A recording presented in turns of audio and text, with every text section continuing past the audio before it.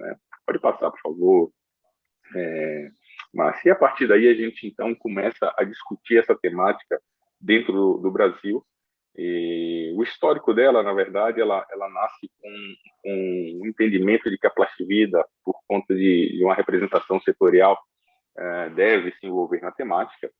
E em 2011, a Plastivida termina assinando um compromisso internacional, que é oriundo dessa conferência de Honolulu, em que governos atuam para serem partícipes desse processo, né?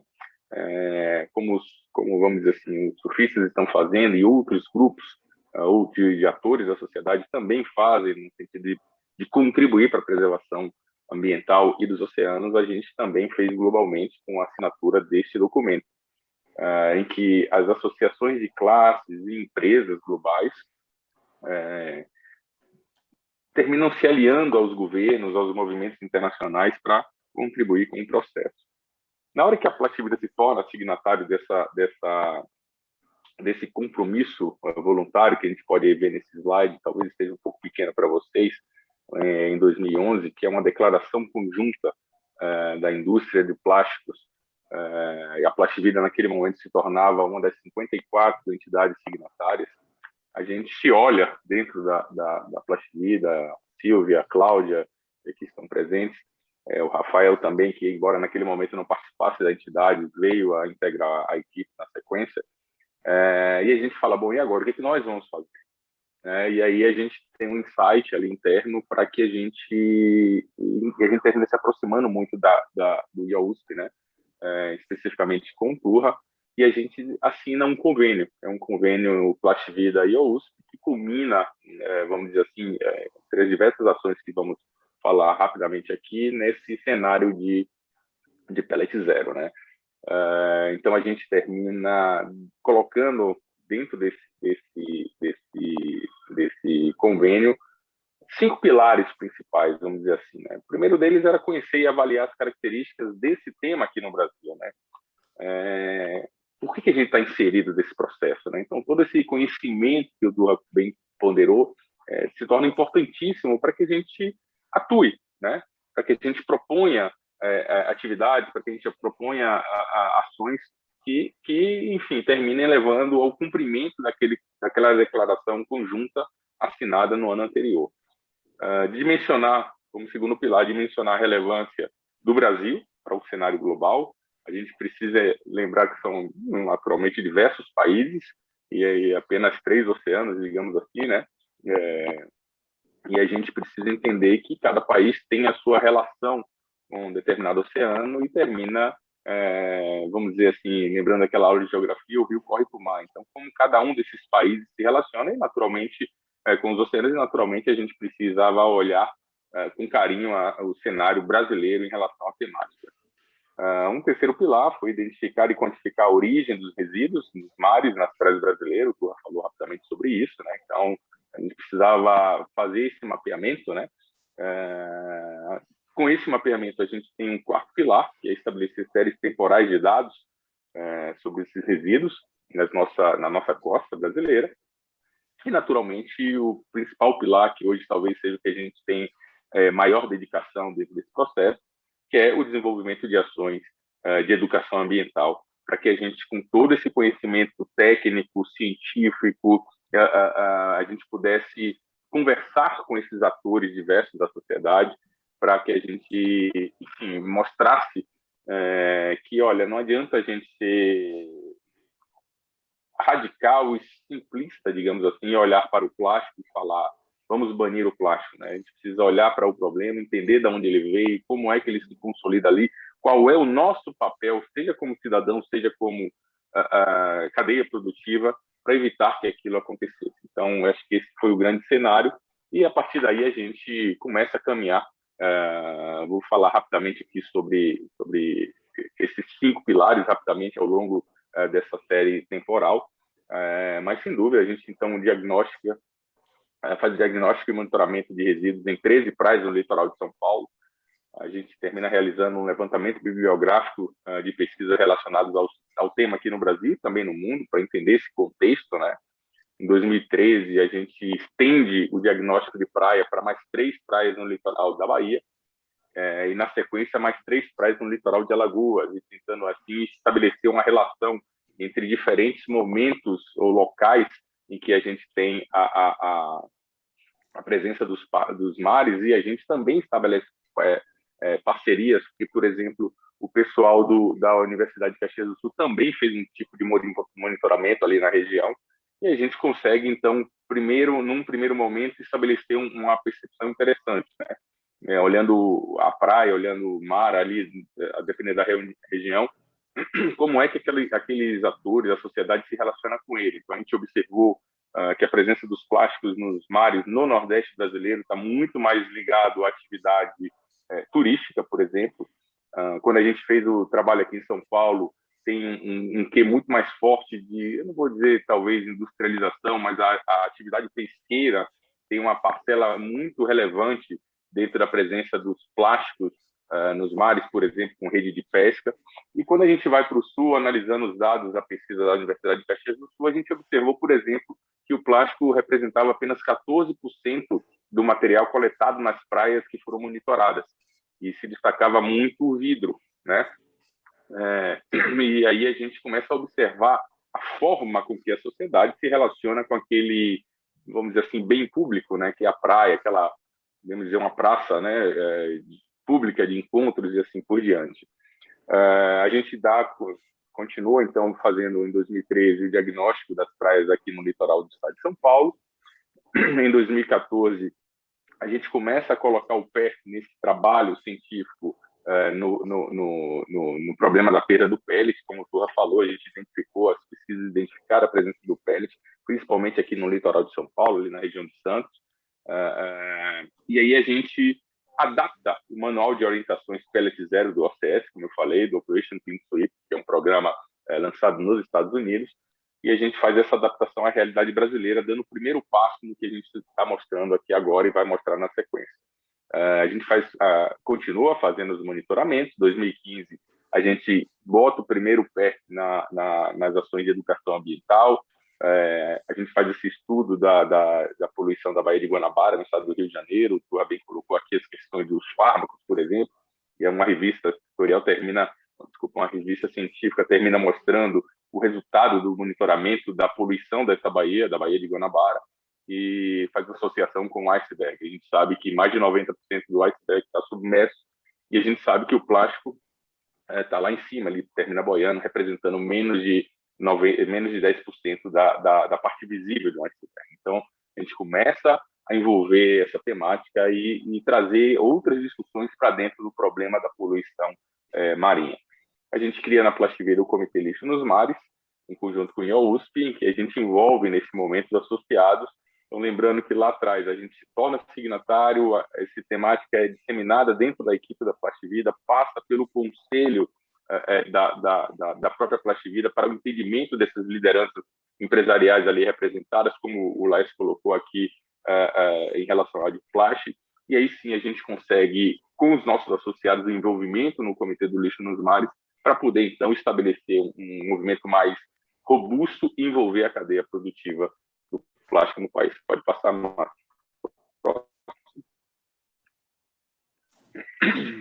Então, com todo esse cenário, em 2016, a gente transforma, digamos assim, o Comitê do Lixo nos Mares, que estava no âmbito do nosso associado, para o Fórum Setorial dos Plásticos por Mar Limpo, em que a gente articula a entrada de diversas entidades de classe, sindicatos, associações, empresas também, que se tornam signatários de uma declaração de intenções que é baseada naquele processo da declaração global que a Plastivida se torna signatária.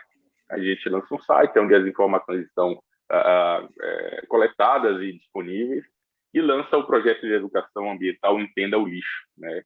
O Entenda o Lixo é uma sacada muito interessante, o nome, para a gente entender, e na verdade ele é uma tenda. Então a gente costuma armar uma tenda e colocar a discussão sobre essa tenda para falarmos com as pessoas dos ambientes onde a gente estava realizando o projeto, e esse projeto é lançado nos Jogos Olímpicos e Paralímpicos do Rio de Janeiro.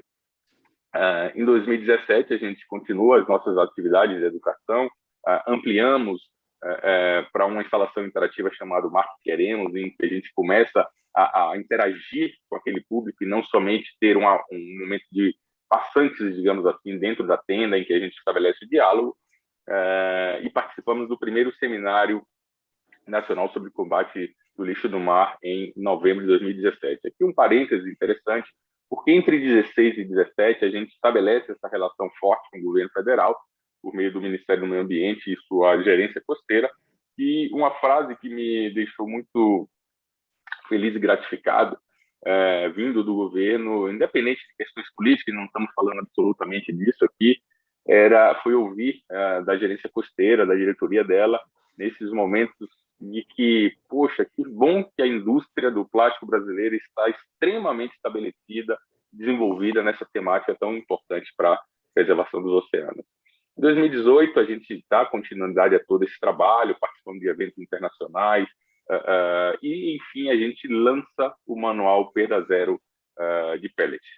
Esse processo é bem interessante, porque no evento da ABIQUIM, Associação Brasileira da Indústria Química, também o Ministério do Meio Ambiente esteve presente e a gente entrega o volume, a publicação 001 ao governo brasileiro, consolidando, então, todo esse processo, né, com o manual de perda zero adaptada, de pellet adaptada à realidade brasileira. E continuamos os trabalhos de educação ambiental, com lançamento de revistas em quadrinhos, em parceria com o próprio NMA, com a Marinha Brasileira, primeira edição do Mariana e a Batalha contra os Supermacabros, em que estabelece a relação de uma criança com a presença do lixo nos mares, e a parceria com a Embaixada do Canadá, em que o projeto Entenda o Lixo termina sendo um dos contemplados, né, em ações de educação ambiental, patrocinada por essa embaixada aqui no nosso país, em que faz uma tiragem específica da Mariana para uso em diversos momentos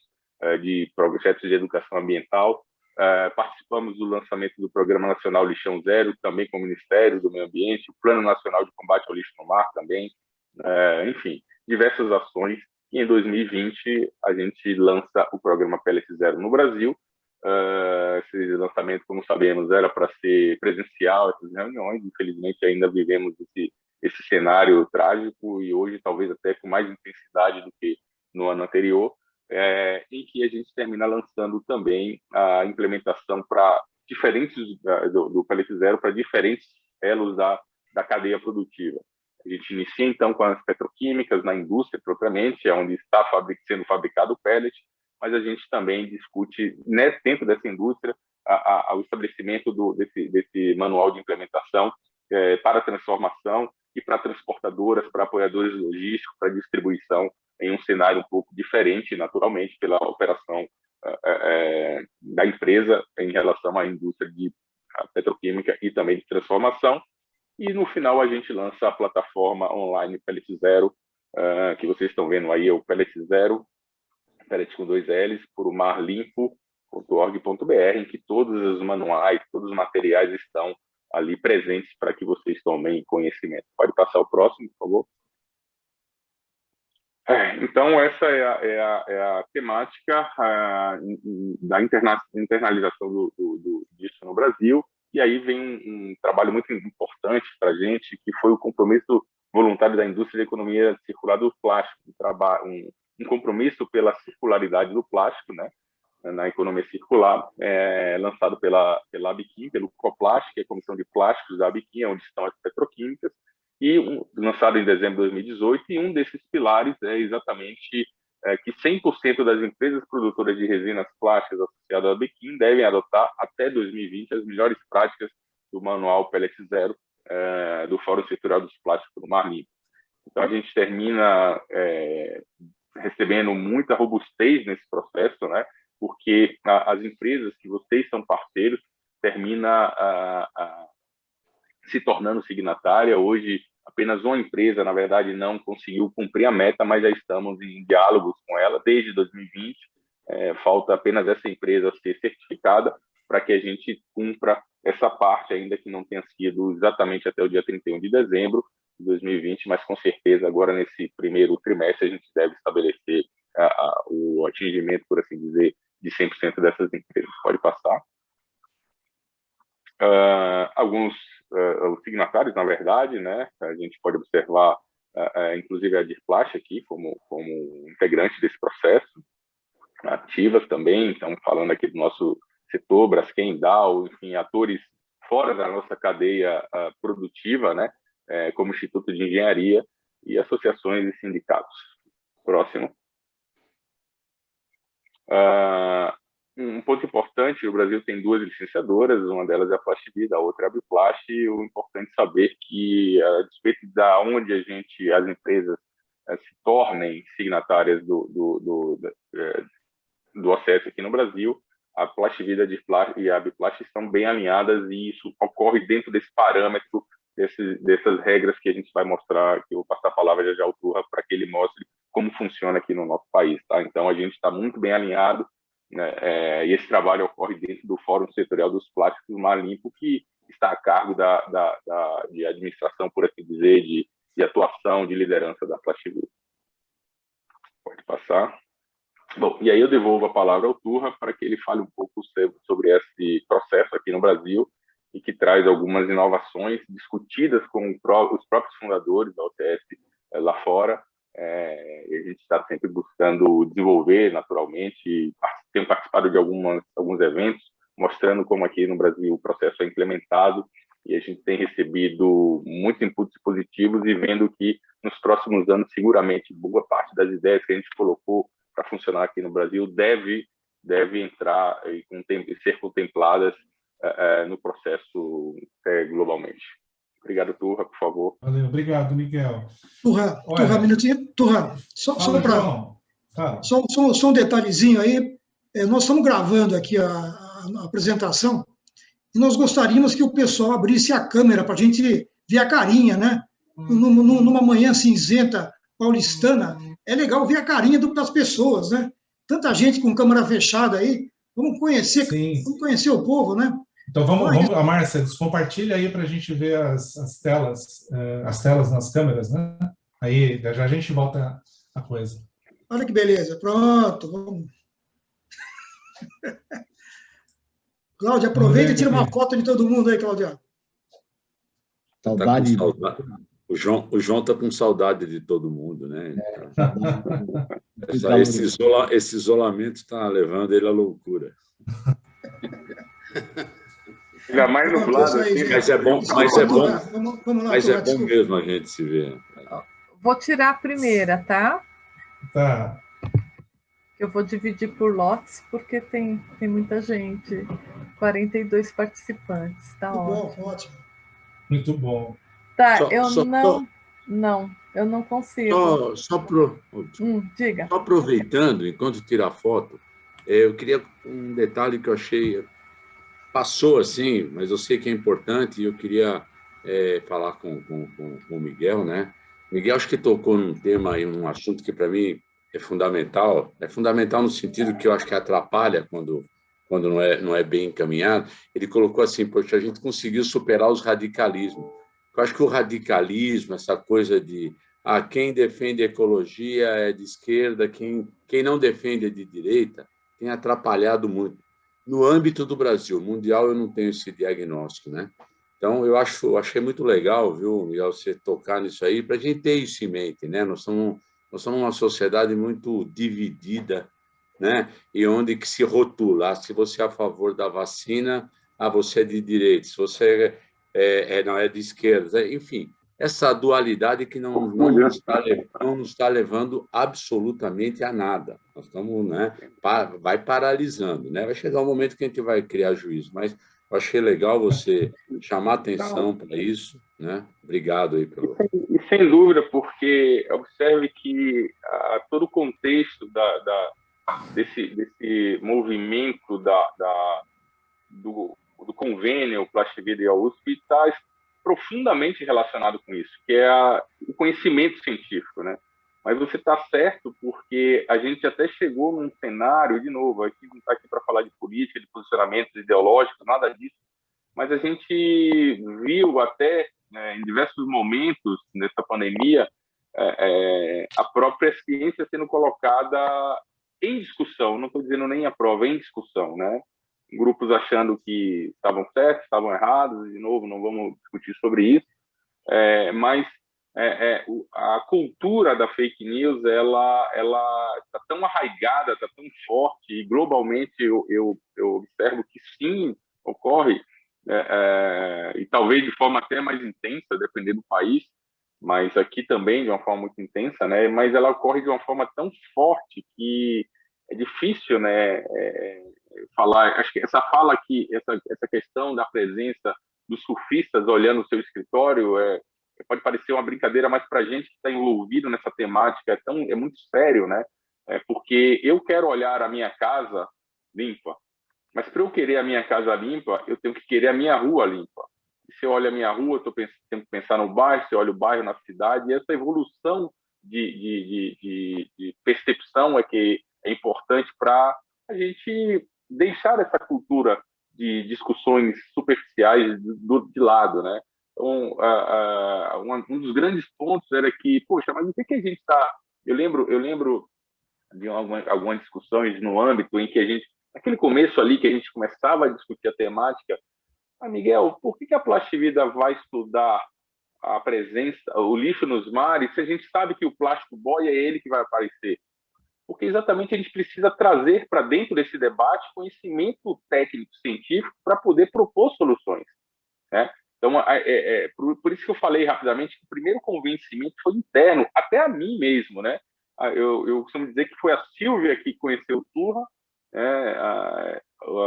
ela teve que me convencer disso, aí a gente teve que convencer depois a equipe do nosso conselho para poder chegar na cadeia produtiva, evoluir e atingir a sociedade, porque eu só educo meus filhos para o mundo se eu educá-los para casa. Se eu educar ele dentro da minha casa, meus filhos, Thiago e Gabriela, eu consigo prepará-los para que ele faça o caminho deles no mundo em que eles possam, com conhecimento, deixar essa cultura, infelizmente, de fake news e superficialidade de lado para discutir a temática mais profundamente. Sem dúvida, a sua observação é perfeita. Legal, legal. Desculpa, seu nome está O Cruz. Seu nome é? Oswaldo Cruz. Oswaldo Cruz. Oswaldo, muito legal você falar isso. Falando meu pai já falando em ciência, né? Olha o nome, né? Já elogiava a ciência e tal. Legal. Não, é muito legal isso, porque tem dois aspectos muito peculiares, né? Um deles tem a ver com isso que você falou, né, das polaridades, né?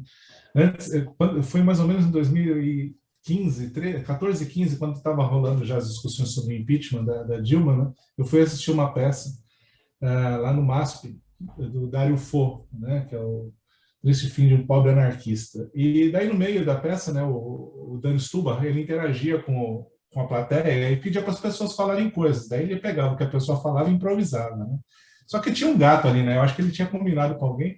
Aí, de repente, naquela coisa, daí ele chama uma pessoa lá e fala: o que você acha aí? Aí o cara levanta e fala assim: o movimento não é de direita. Aí metade da plateia olhou para ele assim. Aí ele levantou a outra mão: o movimento não é de esquerda. Daí a outra metade da plateia olhou para ele. E daí ele ri e fala assim: o movimento é sexy. Assim, né?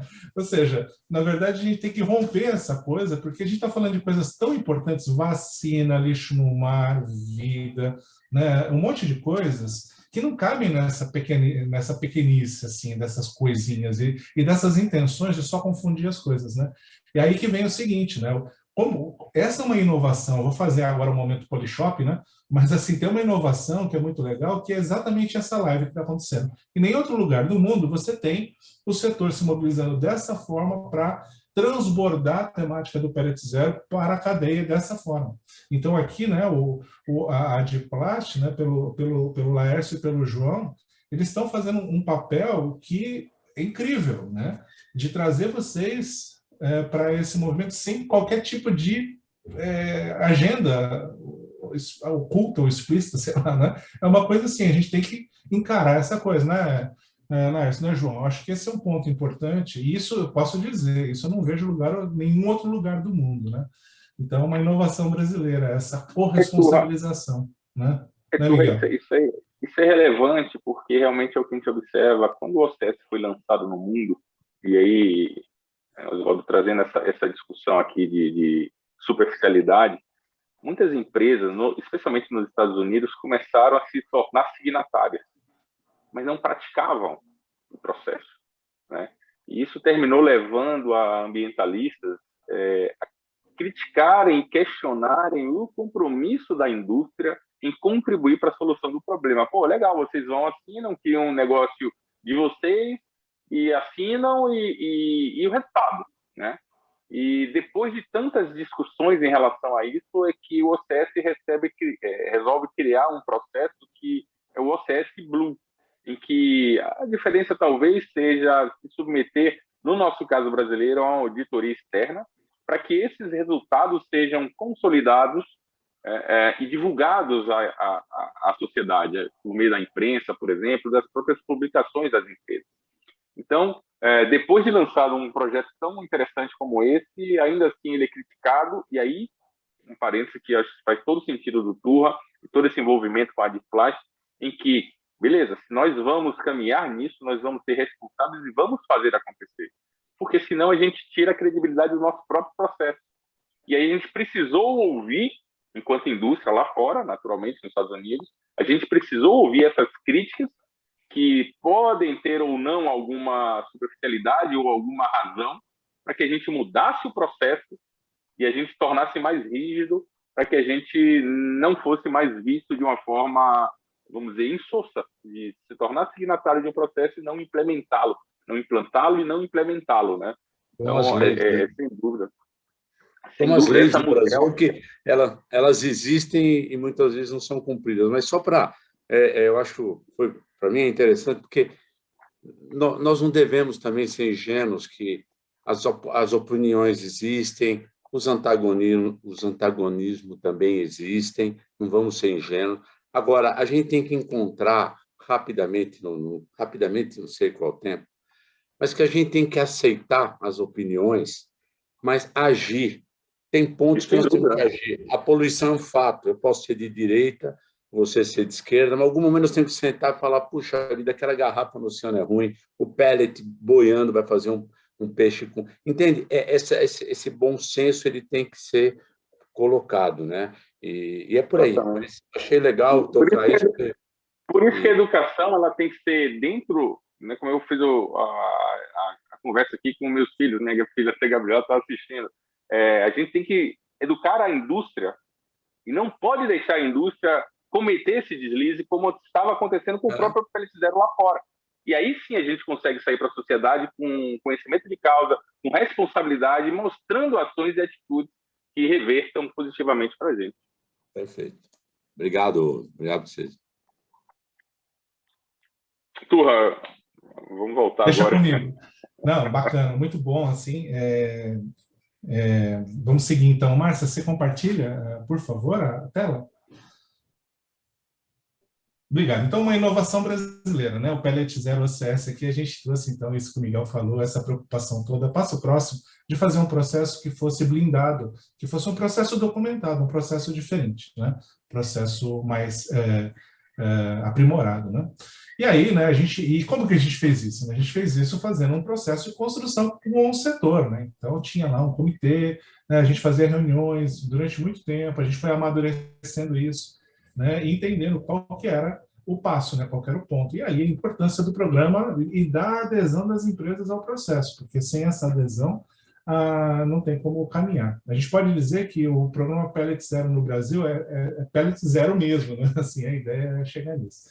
Então, com isso, a gente tem aí a perspectiva de evitar acidentes e reduzir perdas. E com isso, você contribui com o Objetivo de Desenvolvimento Sustentável 12 e 14, que tem a ver com produção sustentável, tem a ver com o oceano. A gente fortalece a política de sustentabilidade das empresas e fora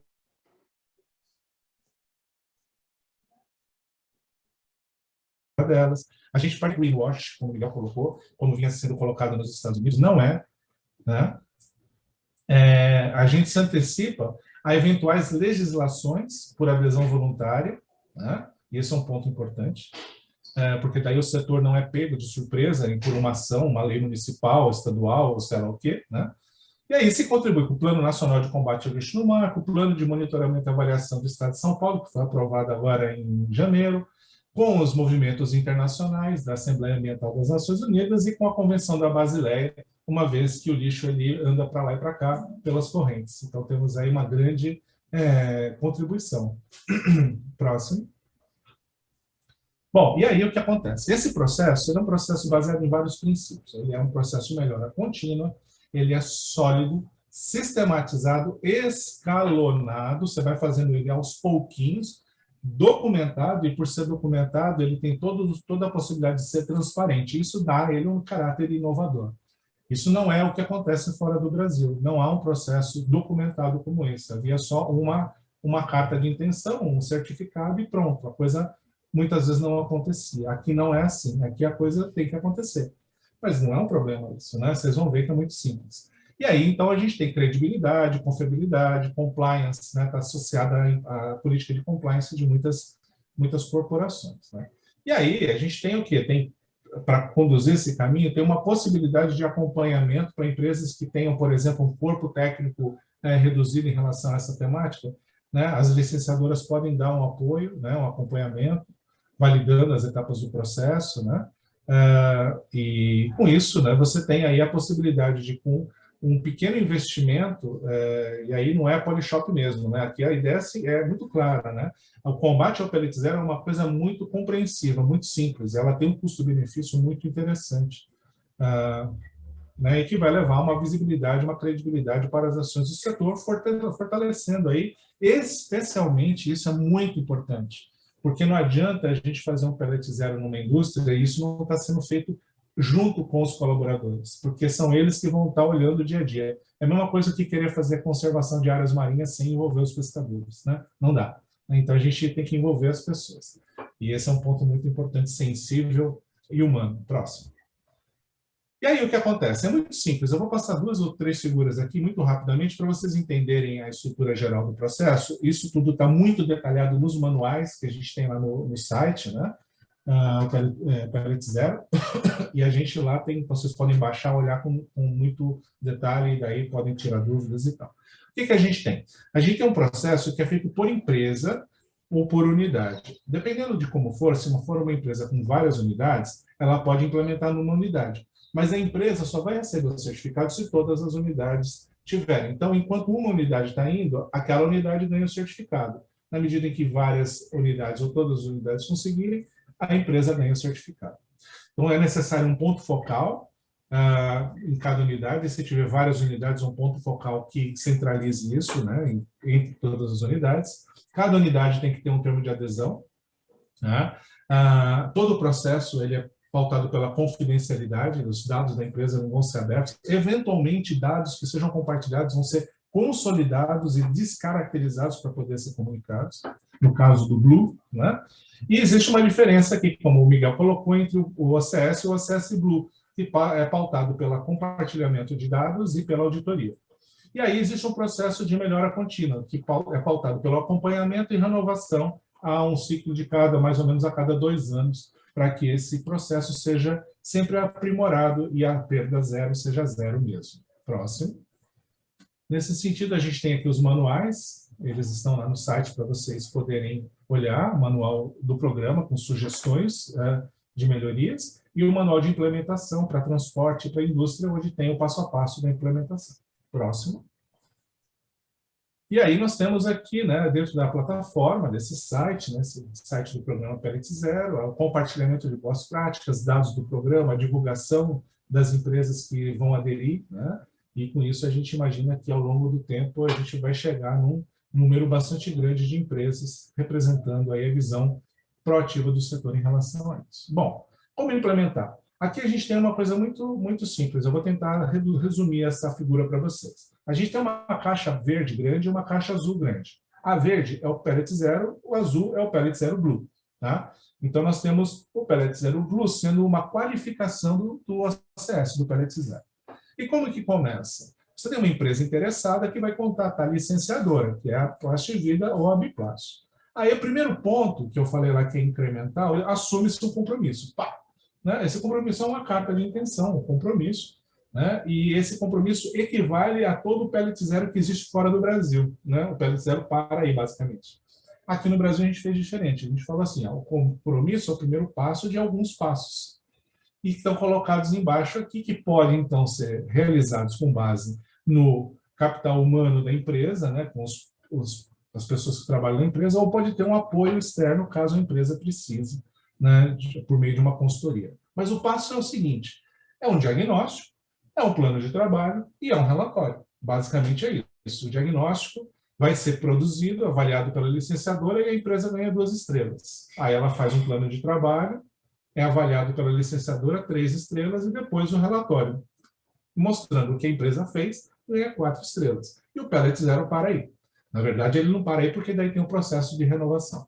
Mas a empresa pode parar aí ou não. Ela pode falar assim, puxa, eu posso ir para o Blue. O Blue é uma qualificação. Então, ela vai precisar, basicamente, realizar uma auditoria, que pode ser, nesse momento, interna ou externa. Tá? Isso ainda é facultado dessa forma, e precisa compartilhar algumas informações sobre perdas. Então, ela vai precisar fazer um registro disso e compartilhar, né, sempre no âmbito da confidencialidade que eu mencionei. E cada passo desse é comunicado ao fórum, o fórum divulga na página, o Fórum dos Plásticos por Manípula, ele divulga na página do programa Pellet Zero. Essa é basicamente a essência do processo, né? E no caso do Blue também se renova a cada 2 anos. Né? E com isso você tem um processo cíclico de aprendizado, de aprimoramento, transparente, robusto, inquestionável, porque está tudo documentado, não tem papo furado, né? A empresa falou que ia fazer aquilo, fez. Se a empresa não fez, não significa que ela não vai receber, ela pode ter justificativas. Por exemplo, tivemos uma crise, Covid-19, ou não, tivemos um aspecto, não temos fornecedor, tudo isso pode ser justificado, né? O importante é que tudo isso vai estar documentado. Para qualquer pessoa que quiser questionar, falar assim, está aqui. Ó, né? Próximo. Só um detalhe, Torra. Sim, claro. Dá para voltar no Blue, né? Vamos voltar, Márcia. Volta um. Aí. Então, para o nosso mundo, né, o mundo do distribuidor, o cara que lida com pellet o dia inteiro, né? E agora esse grupo novo na Dirplastic, que é o pessoal de Masterbet, de compostos, né? Esses caras, se essas empresas tiverem um selinho do certificado Blue, seria muito legal, né? O sujeito se apresentar dessa maneira, né? Ou seja, o que ele vende ao pellet, ele está dizendo, olha, eu tenho um certificado aqui internacional desse tema. Não, sem dúvida, isso é um dos ganhos, né? Eu acho que o Miguel também podia comentar esse aspecto, mas é um dos ganhos, né, de atrelar um princípio à sua marca, né, à sua empresa. Embora esse não seja o objetivo primordial do Pellet Zero, mas isso dá um diferencial. Né? E com esse diferencial, a empresa... fala aí, Miguel. Não, é uma observação muito interessante, porque a gente termina trazendo para o processo não que você ser Pellet Zero até a 4ª estrela não seja de credibilidade, mas quando você traz o Blue, você se compromete a divulgar os resultados. E essa relação de divulgar os resultados para a sociedade, né, para os diversos clientes, né, para os diversos atores, sem dúvida, é o cenário máximo, né? Então, aquelas pesquisas, dê estrelinha de 1 a 5, você vai ganhar nota 10, né, nota máxima. Então, o Brasil, inclusive, já tem a primeira certificada Blue, né, que é a Braskem. A gente certificou a Braskem agora em dezembro. É a primeira certificada Blue na América do Sul, talvez América Latina, tá? E a gente é muito orgulhoso disso, de ter feito esse certificado Blue. E a despeito do que o Turra falou, que sim, olha, você pode ser certificado Blue e a gente tem que ter a credibilidade, como o Oswaldo colocou, a gente tem que executar, tem que fazer acontecer para não ser criticado no futuro. Mas se a gente consegue evoluir e chegar a esse cenário Blue, lembra que isso é um programa global e nas eventuais relações internacionais que vocês tenham, sem dúvida, esse é um diferencial interessantíssimo para os atores ser certificado OCS, e ser certificado OCS Blue é um diferencial em relação à certificação OCS propriamente, Enfim, eu concordo aí com o que o Oswaldo, com o Orlando colocou. Legal. Passo o próximo, Márcio, eu já vou devolver para o Miguel, né? E já, assim, só para pegar o gancho, Miguel, isso que você falou agora, essa última fala, tem tudo a ver com essa questão da abrangência, mas aqui você colocou numa escala internacional, né? Ou seja, a gente não está falando só da escala nacional, em termos de contratos, em termos, né, que, por exemplo, a Braskem e a Dow estão exigindo hoje, né, em termos de contratos para os seus prestadores de serviço, né? Eu passo a bola para você para se aprofundar isso aí. Legal, isso é importante porque realmente há um movimento quando aquele processo, quando a Biquim assina o termo de economia circular que eu citei e coloca como um dos 3 objetos desse termo voluntário, desse acordo voluntário de economia circular, coloca o OCS lá dentro. Ali nasce um movimento, tá? Que foi realizado junto à Dow, propriamente, do Brasil, em que a gente vai à empresa apresentar o OCS e eles nos dão uma demanda. A gente quer implementar isso com os nossos parceiros de transporte, logísticos. E aí a gente, nesse momento, cria o manual de implementação para esse setor. Claro que não tem a complexidade de um processo industrial, mas é algo específico, né? Não precisa ficar olhando o todo para fazer o que deve ser feito. A gente tem um material pronto para ser implementado nessa lógica da atuação de vocês, né? E nesse momento, a gente ouve da própria Dow, no início, e, olha, a gente quer isso porque nós vamos começar a colocar nos contratos de prestação de serviço a obrigatoriedade de se tornarem Pellet Zero, né? Então, ao longo dos próximos anos, quem não seguir esse e outros padrões, imagino, deles, não terá seus contratos renovados, assim por diante. Mas, custo isso, hoje, isso no início parecia para a gente, pô, que bacana isso, mas hoje, ainda mais assim, toda vez que a gente tem esse tipo de discussão com o Oswaldo aqui, levantar de educação, de consciência, de se envolver, poxa, que bom que o processo não precise de uma obrigação como essa, né? Que bom que ele aconteça por pura consciência, por puro entendimento de que isso deve ser implementado porque você quer fazer algo melhor para os mares, né? Dentro desse processo. Então, é um fato, existe essa relação, é uma definição, uma determinação global da própria Dow, que hoje a Braskem sinaliza também seguir, né? E eu acredito que outras empresas vão seguir. Imagina vocês poderem dizer para os seus clientes que vocês têm, dentro da sua lógica de distribuição, um programa OCS, e melhor ainda se for OCS Blue. Então, acho que o grande ponto eu volto aqui para a apresentação propriamente no slide, é a necessidade de envolver toda a cadeia produtiva, né? E no caso específico, a gente está falando aqui por esse movimento criado ali, criado não, mas eu diria iniciado e alertado a nós pela Dow, sem dúvida envolve vocês para que a gente tenha a cadeia produtiva, porque não adianta a Dow ser OCS e ninguém mais ser, né? Ela faz, ela evita ali, mas e o resto da cadeia? E o total desse processo, né? Até que o pellet vire um produto plástico, né? Quando ele vira o produto plástico, a gente tem lá o produto eventualmente descartado de forma errada nos mares, né? Não que não seja um problema nosso, a gente tem que ser partícipe desse processo, mas é um processo de educação que envolve outros atores, inclusive o cidadão comum.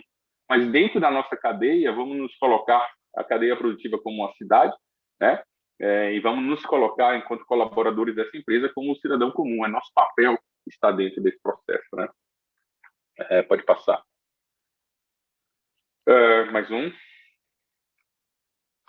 Então, para vocês, a gente tem aqui disponível, vocês estão vendo aí a plataforma Pellet Zero, OCS, né? O endereço, em que vocês poderão fazer o download de todos os manuais de implementação pertinente à atividade de vocês, né? Preenchimento do formulário, checklist, diagnóstico, início do planejamento, ali vocês vão escolher quem é a licenciadora e, de novo, se for a Biplast, se for a Plast Video, a Biplast, a gente trabalha da mesma forma. Isso é importante para não haver, para ninguém não destoar a implementação aqui no nosso país, né? Então, esse alinhamento é extremamente importante. No primeiro momento, a assinatura se torna signatário, e aí, se tornando signatário, a gente vai com a Plastivida, imagino com a Biplast também, não posso responder por eles, mas conosco a gente vai atuar em conjunto para que a gente possa evoluir no plano de ação, evoluir na implementação dele e assim por diante. Pode passar. Mais um? É isso aqui. A gente quer agradecer a oportunidade. Laércio e Orlando, vocês têm sido